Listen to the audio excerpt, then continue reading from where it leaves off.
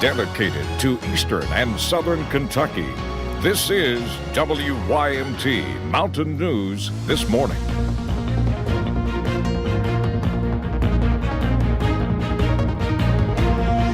Good morning. It's 5:59 on this Wednesday, June the 12th. I'm Will Puckett. Thank you for tuning in to Mountain News This Morning. Well, yesterday was a beautiful day after a handful of rainy days, but unfortunately, Brandon just can't keep this stretch going for long. Mother Nature is going to come back with a little bit of rain for us. But Brandon, the beginning of this morning should be good, but if you have afternoon plans, start scrapping them. Umbrella, take it with you because you'll probably need it at some point today, and we're going to continue to track a little bit of a soggy pattern off and on throughout the week and into the weekend. Let's take a look at what's going on right now. We take a look at US 119 up on top of Whitesburg Pine Mountain, and things are fairly quiet. Daylight approaching here at 6:11, I think, is right around sunrise time. There we go. I'll find the word here in a second. Mountain Parkway up in Powell County looking pretty good there as well this morning. A few cars moving around as we head through the first part of your day. Clouds are the big story, the main story this morning as we head out the door, so you'll see a few more of those all throughout the day, but some sunshine should peek through at times. Temperatures close to 60, mid to upper 50s, close to 60 across the region. The one exception is Ashland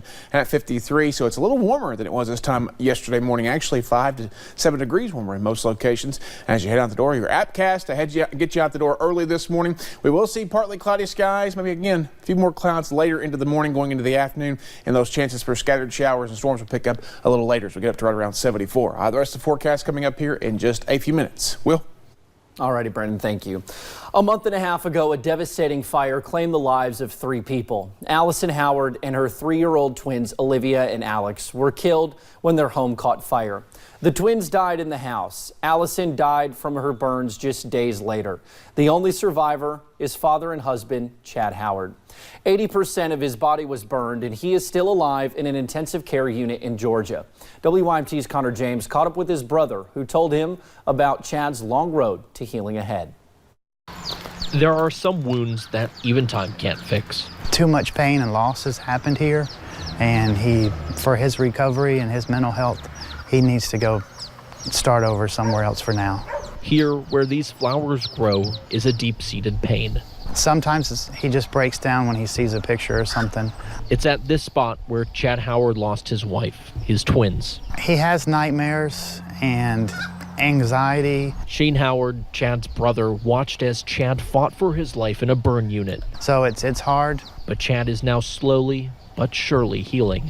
We're there every weekend, and you get to see from one weekend to the next weekend the improvements that the doctors have made with them. Just this week, Chad drank and ate on his own. And he said that was like heaven. We can see that there's an end that will be coming. He's been awake for nearly 3 weeks now, but it's a long road ahead of him. He's in ICU, and they say ICUs 1 day at a time. His time in ICU could be half a year. And then aftercare could take up to 2 years. There will be countless surgeries, years of recovery. Chad will eventually move down near Shane. There's just too much hurt here. So it's a lot for him to handle.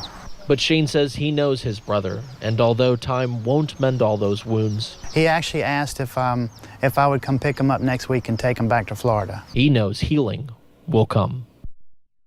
Again, that was Connor James reporting. Now, Chad has undergone numerous surgeries. His brother says the skin given to Chad is taking. His most recent surgery was nearly $2 million worth of new skin on his arms. A Pike County restaurant is no more this morning after a fire. It happened at Mi San Felipe in the Caney area. The Shelby Valley Volunteer Fire Department responded to a call at around 5:30 Tuesday morning when someone noticed flames coming from the restaurant. Frequent customers say this is not just a loss for the owners, but to the community. There's not many places like Mi San Felipe around here. You have to drive either 20 miles north or 20 miles south for really good, stable food. The cause of the fire is still under investigation. One man is dead and a state trooper is recovering following an officer-involved shooting. The We Learn troopers were serving a search warrant on a house up Whole School Road in the Bonneman community of Perry County. That is when troopers ran into 2 men, one with a weapon. They ordered him to drop that weapon, and the man refused. That's when shots rang out. Any situation where there's an officer-involved shooting, the Kentucky State Police Critical Incident Response Team is called in, and they do a very detailed investigation. So once they have the opportunity to interview all officers involved, any potential witnesses in and around the scene where this took place. Then those names will be released. So. The trooper involved in the shooting is expected to recover. Well, deputies in Claiborne County are investigating following the death of a 4-month-old. It happened Monday afternoon in the Cave Springs community. Now, we are told the call came in of the infant not breathing. Crews rushed to the scene and tried to save the child, but were not able to. Officials have not said if foul play is suspected, just that they are still doing interviews and collecting evidence in the case. A Knott County man is accused of beating a mentally handicapped person. A.C. Patrick faces a second-degree assault charge. He is accused of punching a man, knocking him down, and then beating the victim. Patrick pleaded not guilty. A preliminary hearing is scheduled for the 25th. Court documents say the victim ended up with 6 cracked ribs, a cracked vertebrae, and a possible broken hand. A Whitley County pharmacist will serve 78 months in a federal prison. A jury convicted Kim Jones in February. Prosecutors said Jones illegally distributed narcotics and defrauded Medicaid and Medicare. A jury convicted her on some, but not all charges. She owns Kim's hometown pharmacy in Williamsburg. As part of the sentence, Jones must serve 85% of it. Well, the search continues for a Southwest Virginia man that went missing early last month. The Buchanan County Sheriff's Office, Virginia State Police, and the Virginia Department of Emergency Management all joined the search earlier this week for Lonnie Meadows. He went missing back on May 3rd. While the team searched multiple areas, they came up empty. If you have any information about the case, please call the Sheriff's Office at 276-935-2313. A Boyd County Fire Department is down 1 vehicle after a crash Monday night. Officials with the Westwood Volunteer Fire Department say a piece of a road broke off, causing one of their fire trucks to crash. The truck hit a Columbia gas pump house in Ashland, but no one was hurt. Emergency crews continue to help rescue people in the Midwest. Flooding along the Mississippi River is getting worse and putting East Cape Girardeau underwater. People living there remain under an evacuation order as crews cut off power. One child went missing but has since been found. The area could be underwater until July. In Ohio, groups are having a toy drive to help replace those destroyed by the Memorial Day tornadoes in the Dayton area. Dayton Inspires is spearheading the effort and says they don't want the children who were affected to feel like they are being forgotten in the cleanup. The group will continue to collect donations until they are no longer needed. Well, some kids spend summer break by the pool or playing video games, while others are traveling for service work. WYMT's Katie Cook caught up with some of those young people who are working with the Housing Development Alliance to help renovate a house in Perry County. Traveling all the way to Kentucky from Nebraska. This is a great group of kids. These high schoolers spend their summer break giving back. Give them a job and they'll get it done. And today's job, building a new porch.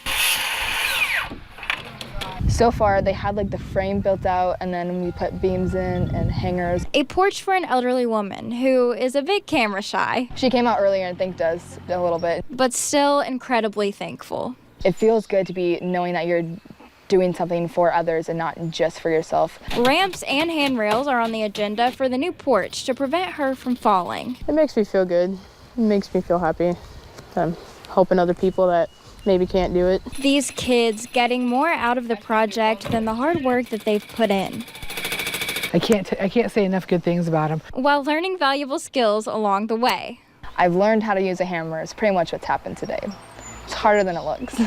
From Nebraska to Kentucky to wherever they go next, these high schoolers are an example of how a little hard work can go a long way. All right, smile. In Perry County, Katie Cook, WYMT Mountain News. Man, I'm so excited for this new group of reporters that we have. Now, that was just one of the group of kids volunteering. Another from the same organization is helping build a house from the ground up in Knott County. They're all in town until Friday.